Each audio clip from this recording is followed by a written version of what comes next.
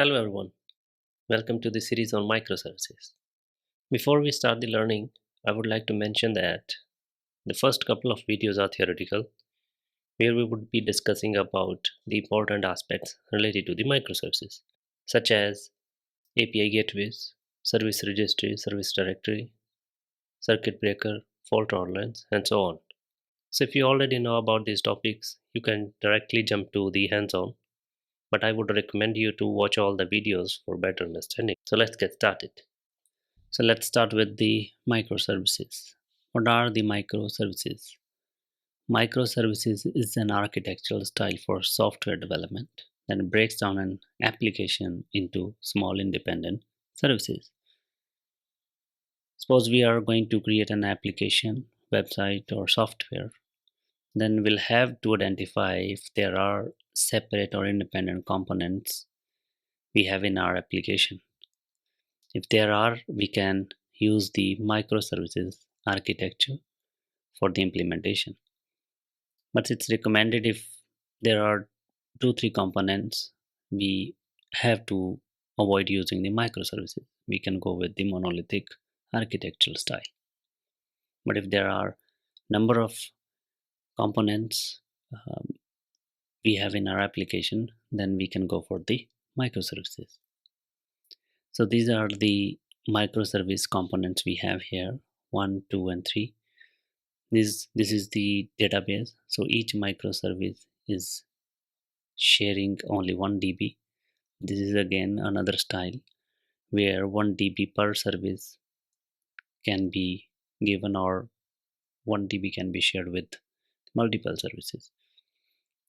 So these are the three microservices we have. This is the UI, front end, or the mobile client. This is the user.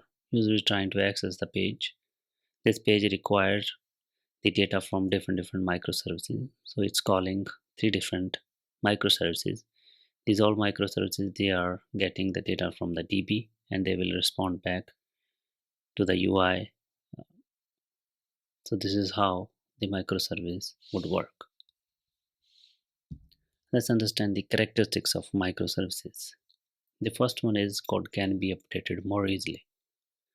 Suppose we have a new feature or the functionality that needs to be added in the product component.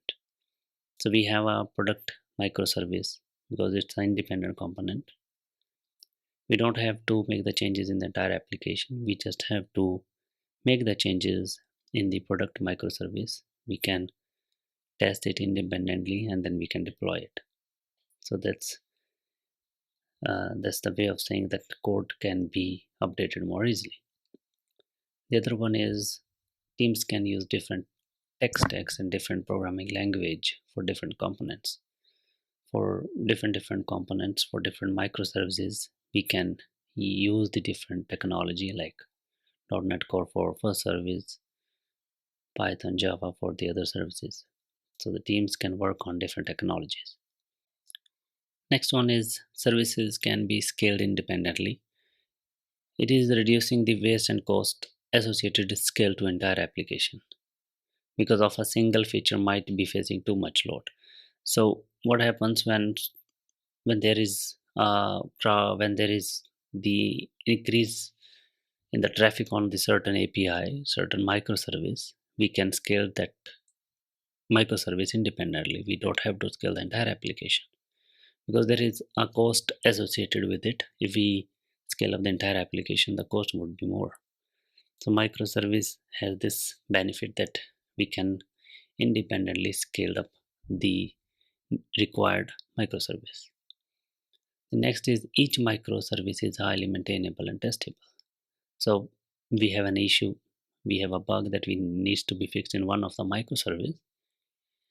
We can easily work on it. We can update the code. We can independently test it and we can deploy it. That's uh, is going to be easier and frequent deployment and development because we are not uh, touching the other applications or other microservices. It's going to be easier. It's going to be highly maintainable. The next is loosely coupled with other services. It enables a team to work independently. So we have different microservices. Different teams can work on different microservices. They are independent, separated, so they can work in parallelly. The deployment, the development, it's going to be faster. The last one is independently deployable. Again, the services, the components, they are independent, so we can develop it, we can test it, and we can deploy independently. These are few companies who are using the microservices: Amazon, Netflix, Uber, PayPal, eBay, Twitter. So that's all for now. In the next video, we'll talk about the communications.